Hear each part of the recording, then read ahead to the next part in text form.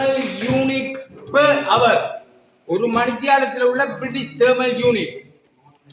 பிரித்தானிய வெப்ப அலகு. பிரித்தானிய வெப்ப அலகு. Normally, this package AC is higher efficiency than the split AC.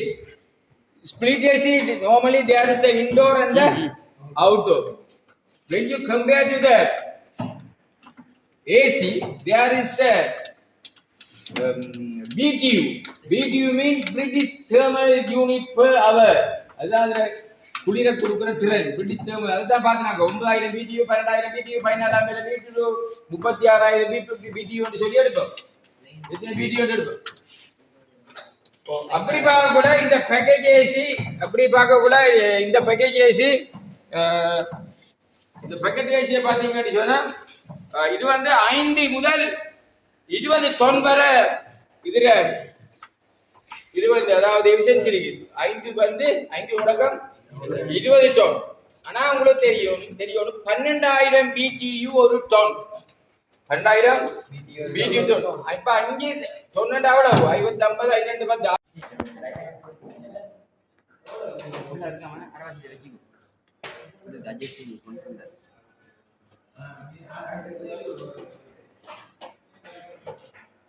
அப்படி கொண்டு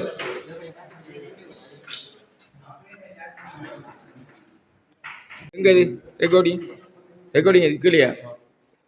சரியா? கரெக்டாக எடுக்க இல்லை. அது நான் முதல் வந்து மேலே தூக்கு பார்ப்போம். அது கரெக்டுங்க. அப்போ இது கட்டி போட்டு அதை ஃபேனை கரெக்டாக விடுங்களேன். பாருங்களேன், நீங்கள் பார்க்கறது தானே.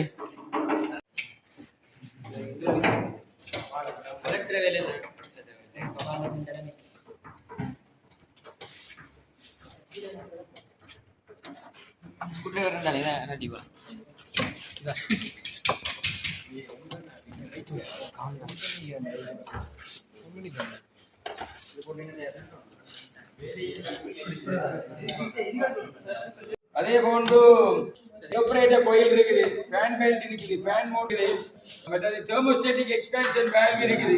இவைகளெல்லாம் சேர்ந்து இணைஞ்சது தான் சொல்றது வந்து இந்த பேக்கேஜ் ஏசின்னு சொல்லி. இதான் எலக்ட்ரிக் உலோகப்பட்டிகள் அமைக்கப்பட்டது. இதுல வந்து கம்ப்ரஸர் வந்து 2 பயன்படுத்துறாங்க. ஒன்று வந்து செமி சீல்ட், அடுத்தது வந்து சீல்ட். செமி சீல்ட் அல்லது ஓபன். நோ, செமி சீல்ட் அடுத்தது ஓபன். செமி சீல்ட் அடுத்தது ஓபன் டைப் கம்ப்ரஸர். அதாவது செமி சீல்ட்னா அதில் உள்ள சில பாகங்களை கழட்டலாம், ஓபன் டைப்னா கழட்டிக்கிட்டலாம் கம்ப்ரஸர். இதே கம்ப்ரஸர்கள் அதிக அளவு நித்திய அளவு கொண்ட மின் மோட்டார்கள் தேவைப்படுவதால் இதுல ஹை கரண்ட் வேணும், கூட ஹோஸ் பவர் உள்ள மோட்டார் தேவை, கூட ஹோஸ் பவர் உள்ள மோட்டார் தேவை. தம்பி கவனிங்க, கூட ஹோஸ் பவர் உள்ள மோட்டார் தேவை. அப்ப 5 தொன்கள்ல இருந்து 20 தொன் வரை இதுல திறன் இருக்கு. என்ன அப்ப 12000 BTU வந்து ஒரு ton. When we consider about the BTU, 12,000 BTU is 1 ton. 12,000 BTU is 1 ton. Okay, this is normally 5 ton to 20 ton. 5 ton means 60,000 BTU. Again 20 ton means 20 into 12,000. 20 into 12,000. 20 into 12,000. Okay, almost what's the amount? 20 into 12,000 means 240,000. 240,000. This BTU is 60,000 to 2,40,000. 240,000 normally. The second one, other one is இது வந்து ஒரு பெரிய condenser. அப்ப இதால என்ன இந்த இந்த ஹீட்டாக படுறது என்ன ஹீட், கண்டென்சர் ஹீட் ஆகும். இந்த ஹீட்டை மேலே கொண்டு வரதுக்கு தான் இந்த ஃபேன் யூஸ் பண்ணப்படுது. இது வந்து என்ன சாமான், அதாவது ப்ளோவர் ஃபேன் வந்து மேலே வந்து ஹீட் அள்ளி வீசு மேன. ரைட், ஓகே, அது பார்த்துக்கொள்ளுங்க. சக்சன் லைன் டிஸ்சார்ஜ் லைன் கொடுக்கப்பட்டு பாருங்க. அடுத்தது இதுல முக்கியமா இன்னொன்று இன்னொரு முக்கியமானது இதுல என்ன சொன்னா இந்த போட்ட லைனை பாருங்க. போட்ட லைன் ஒன்று வருது பாருங்க. போட்ட லைன் கீழே நல்லா குனிக்காம எங்க போகுது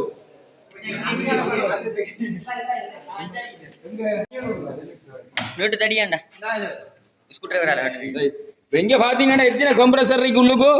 how many compressor inside? two compressor இருக்கு. there is a tool valve, two line, one is the suction, other one is a discharge. அதாவது ஒன்று வர ஒன்று இழுக்க ஒன்று தள்ளுது என்ன ரைட். அப்ப ரெண்டு கம்ப்ரஸர் இருக்கு, ரெண்டு லைன். இதெல்லாம் உங்களுக்கு தெரியும் சக்ஷன் லைன் பெருசி. அப்ப எது சக்ஷன் லைன்? எது சக்ஷன்?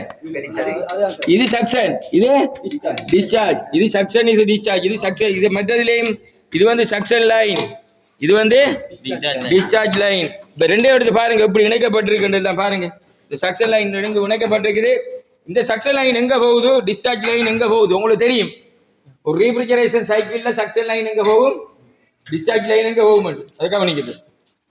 உங்களுக்கு பாருங்க இந்த லைன் ஏற்படுத்தி அங்க உள்ள பிள்ளைஞர் வந்து என்னை மேல கீழே போய் அது வந்து ஓபன் பண்ணப்படும். ஆகவே அதை இருக்குது. அதோட ப்ரெஷர் ரிலீஃப் வால்வ் ஒன்று இருக்குது.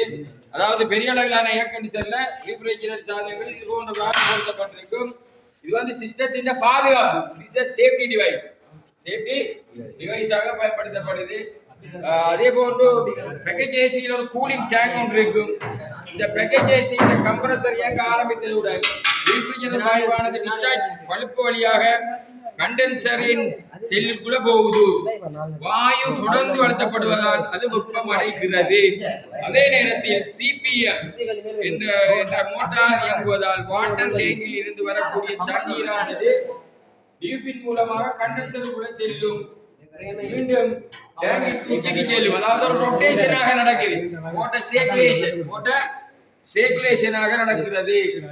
வாயு வெப்பத்தை எடுத்துக்கொண்டு தண்ணீர் வெப்பம் அடையும். அதாவது இந்த தண்ணீரானது ஏற்கனவே டேங்கில் உள்ள தண்ணீரில் தெரித்து சிறைந்து விடுவதால் தண்ணீர் வெப்பம் குறைந்து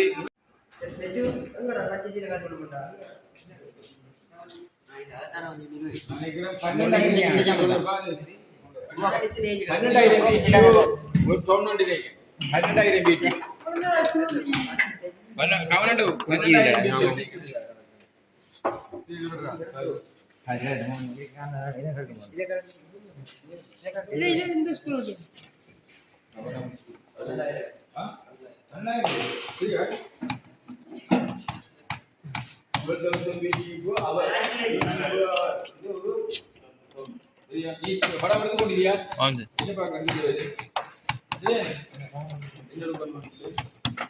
இப்ப நீங்க அலட்டுறது வந்து பேக்கேஜ் ஏசி என்ன பேக்கேஜ் ஏசி. இது வந்து என்ன ஸ்பிளிட் ஏசி. ஸ்பிளிட் ஏசி பார்த்திருப்பீங்க என்ன ஸ்பிளிட் ஏசில ஸ்பிளிட் ஏசில பாத்தீங்கன்னு சொன்னா இன்டோர் அவுட்டோர் ஒன்று இருக்குது. ஆனா ஸ்பிளிட் ஏசியோட திறன் கூடியது. ஸ்பிளிட் ஏசியோட திறன் கூடியது. இதுல வந்து உங்களுக்கு தெரியும் BTU, அதாவது திறன்களை பாக்குறதுக்கு BTU அவர் ரெண்டு வச்சிருப்பாங்க.